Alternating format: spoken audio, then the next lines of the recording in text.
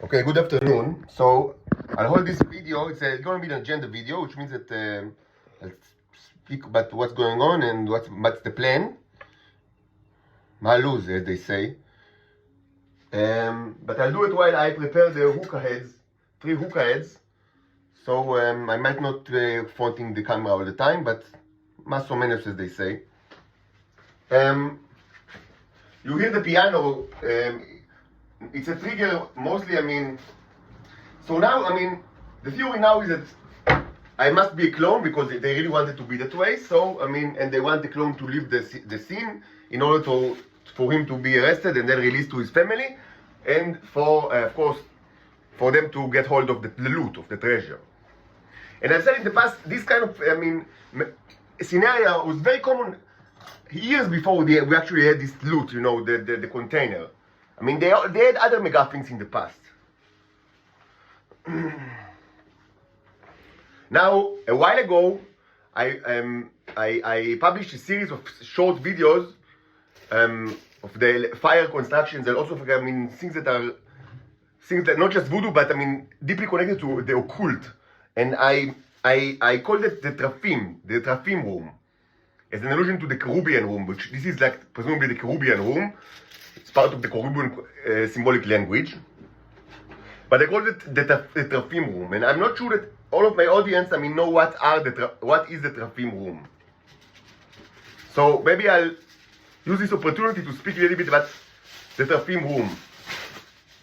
I mentioned Pirkei de Rabbi Eliezer, which is an interesting commentary, mostly on Genesis, a little bit of Exodus, that quite interesting. I told you that I promised to at some point in the future to kind of hold my own commentary on Pirkei de Rabbi Eliezer. But what I'm going to say now is mostly taken from Pirkei de Rabbi Eliezer. This is the main source. So the question is, what is the Trafim? Not even sure if it's like in plural or singular. It's the plural form in Hebrew.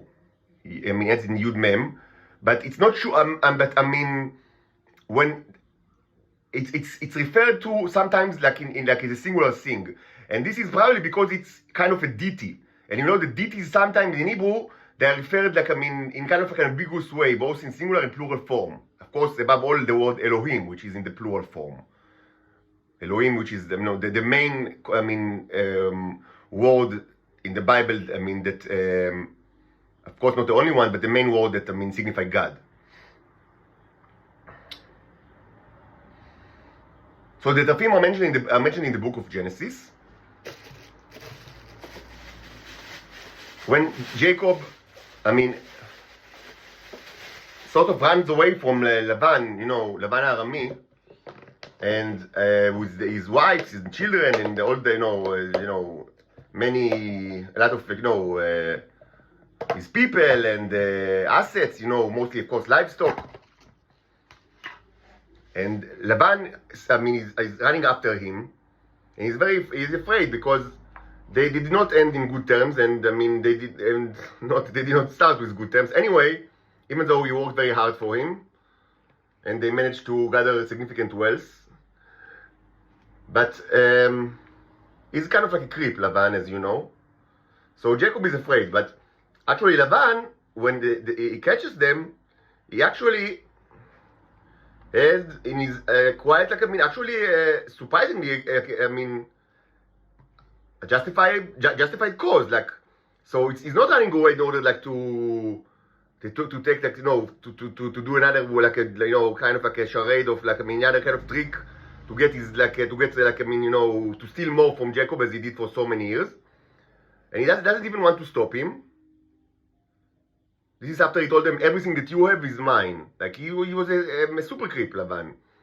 But actually, surprisingly, he has in this last time that they meet, it's that he has a good cause, like Laban, surprisingly, because he was such a creep. All along the way, from beginning to end, and such a monster as a thief. But actually, now we have a good cause. He said, "You have stolen my gods for me, the Trafim." That the word is used in Genesis, the Trafim. You've stolen the Trafim from me. Why did you do it? I mean, wasn't it enough for you just to take my daughters, to take presumably, my my property, even though it wasn't his, it was Jacob's, but he was a creep. That you wanted to take my gods? I mean, why did you take my gods? And Jacob said, I mean, well, of course not. I mean, of course not. And what actually happened is that Rachel, the beloved wife of Jacob, she actually stole it and put it, and the question is what is it? But she put it, I mean, on the donkey or the camel, most probably the donkey where she sat on. And of course Laban searched everywhere, and Jacob allowed him to search, but he didn't search like literally under the ass of his daughter. And so that's how she hid it from him. And you need, tremendous amount of exegesis power in order to say that it was a correct, it was a noble thing to do. I mean, even classical interpreters of the Bible, Jews, of classical tradition, even them, and they, mostly they kind of just justify, their kind of worldview mostly is that there are the good people in the Bible and the bad people, black and white, and you should always search, for the ulterior motives behind the questionable actions of the good people, and vice versa. Even though, of course, this was not the intention of the author. Of course, it's obvious that, from literary perspective, of course, that the Bible was written. Obviously, the author wanted to present complex figures that are not just good and evil. The kind of the medieval exegesis, actually medieval style exegesis that's still going on to this day, and it's still very common. People like me that were, just to say that that I was educated in the Orthodox education, Jewish Orthodox education. That's the style. The medieval style. It's still. That's how they read the Bible. Many times they don't even know what's written in the Bible because they're injected with the medieval style commentary to a point that they can't. Differentiate between the commentary and the actual text. It's incredibly common. This is even true to ultra-Orthodox, the Haredim. It's also true in with them, even more so sometimes. So this kind of exegesis that is medieval, in essence, but honestly, admittingly, it didn't start in medieval ages. You could find it started already in the Mishnah actually. So. It's much more ancient than medieval, but most commonly it became dominant in the medieval times, that to kind of delete the complexity from the Bible, delete the literary complexity from the Bible, even though it's obviously there. You just need to read the text, So the idea is to delete the complexity, and just to paint, to decide who are the bad people and who are the good people, and every questionable action that is done by good people. Most notably King David, that, he had some tremendous amount of questionable. He's one of the most complex, if not the most complex figure in the Bible, and, he had tremendous amount of questionable actions. So even, the idea is even, to paint him, is always, as good. And again, it started during the time of the Mishnah already, so it's much more ancient than medieval, but it's cemented by medieval commentators, and it's likely to this day. That's how Orthodox Jews are being taught, the Bible. But even according to this kind of style of commentary, it's extremely difficult, to justify, her actions of Rachel.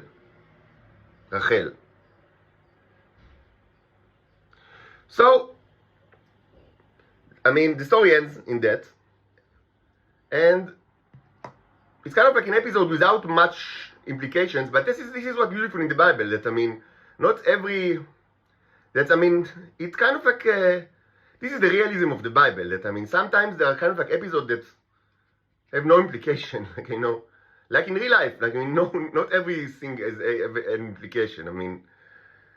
This is the beauty thing here. So, the only question that, there are several questions that, can be stated here, but, one question is, what the hell is the Trafim? What is this thing? So actually there is an explanation. It's probably something that was widely known, in very ancient Canaan, 4,000 years ago, or 3,000 years ago, 3,500 years ago.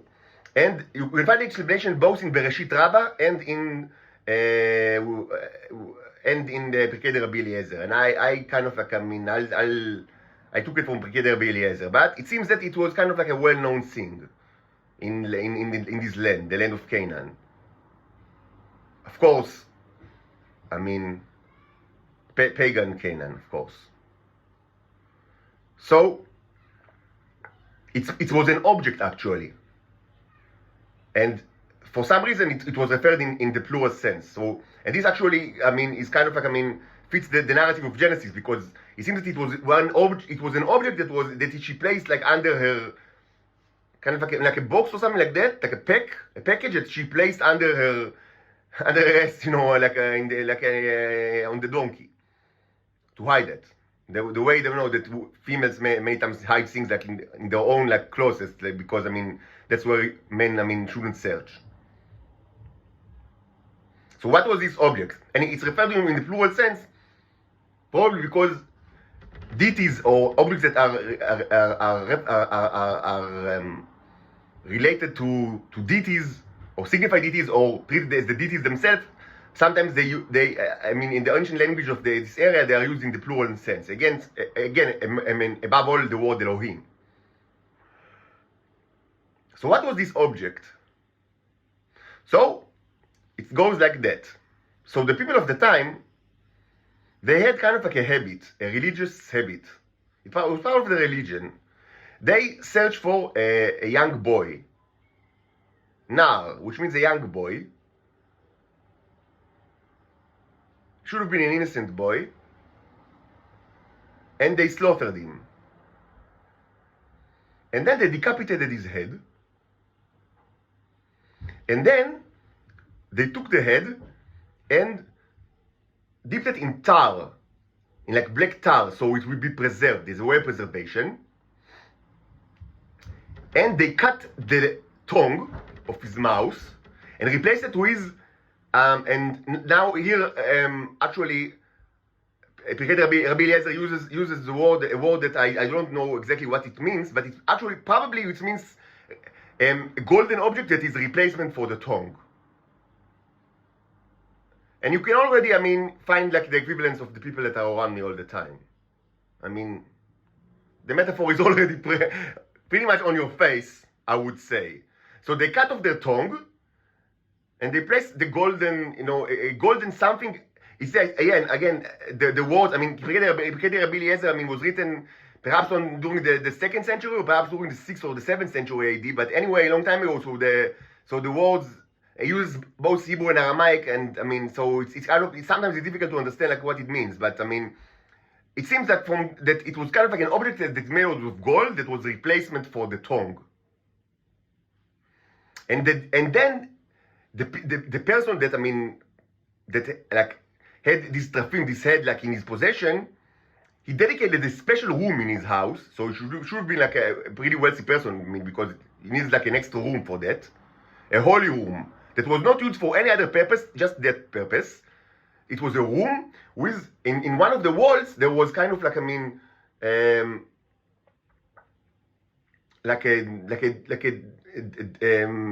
deep kind of like a hole in the wall where the head was placed, and under it there was a place for candles. And when the person entered the room, and it was always dark in the room, so when the person entered, he should have been like bow to the head several times, and very cautiously light the candles, and again bow to the face, and then the head started mumbling, and supposedly this mumbling meant something. So this was a way to gather divinations for the people. So the person, he could even ask questions, and from the mumbling, he should have understand all sorts of stuff. It was a way to consult with the divine powers, and that was the Trafim. And of course, it was quite expensive. You can understand from the process of how it's made, and by the fact that, I mean, you need a special room in the house for it, and it's used only for that. And you can understand why, I mean, it was kind of like, I mean, not such a nice thing to steal it. Like, I mean, that she stole it from her father, and I mean, probably, I mean, most people will say without like proper justification. So this is the Trafim, and this is the Trafim room. Now, besides the obvious, I mean, metaphor of the zombies that are around me that are pretty much Trafim, I mean, they don't have tongue, they cut off their heads, and they're just mumbling stuff from the divine sources wherever they are. It should obviously also be said that the idea of the divine room, the Trafim room, is actually the way that, I mean, the people of the Shabak and the Mossad understand this room, the Kerubian room. Because they know that the person that is residing in this room supposedly can create all sorts of miracles, like use the hookah and there is all sorts of things are happening. He paints and all sorts of things happening. He uses sculpture and things are happening. Like, so presumably the person that is living inside the room is actually have symbolic power to kind of like affect the divine powers to do things in the world. But it doesn't matter what person is living inside this room. So it doesn't matter if it's actually me, Noam David, inside the room, or a clone like Jonathan or any other clone is inside the room. The fact that the person in the room is like doing stuff with symbolic power or symbolic, I mean, consequences is only, it doesn't mean that it's not a clone. Because it's the room in itself which creates the miracles. The room is the issue, not the person, just like with the Trafim. Because supposedly every person, not just the owner of the house, if he, and that's why I mean, it's stated in the description very clearly that a couple of people have done it. Even though ultimately, I mean, the object, I mean, was placed inside of one person's house. But other people were involved in the creation, and it's implied that other people could have, like, as the guest of the rich person that owns the room, other people could also, I mean, presumably the ones that were part of the creation of the thing. It's quite a process, as I've said. They could also enter the room, like, bow to the divinity, and light the candles and ask questions and listen to the mumbling. It's not just the owner of the house; it's other people as well. It was like a temple inside one person's house, but it's kind of like a temple. So the same is with this room. Any person, presumably clone or not, can enter the room, do the rituals, and then magic will happen. So it doesn't mean that, I mean, if you see magical things happening, it doesn't mean that it's really me, not a clone, because it's the room. The room creates the magic, not the person. And this is, I mean, this is the agenda of not only everybody in this apartment, but the entire Shabak. Right now, 2023, Israel, Tel Aviv, the rainbow capital of the world, the only democracy in the Middle East. Right now, 2023, that's how the Shabak conceptualized me, my clones in this room. Right now, 2023 AD. Not 3000, 4000 BC. No.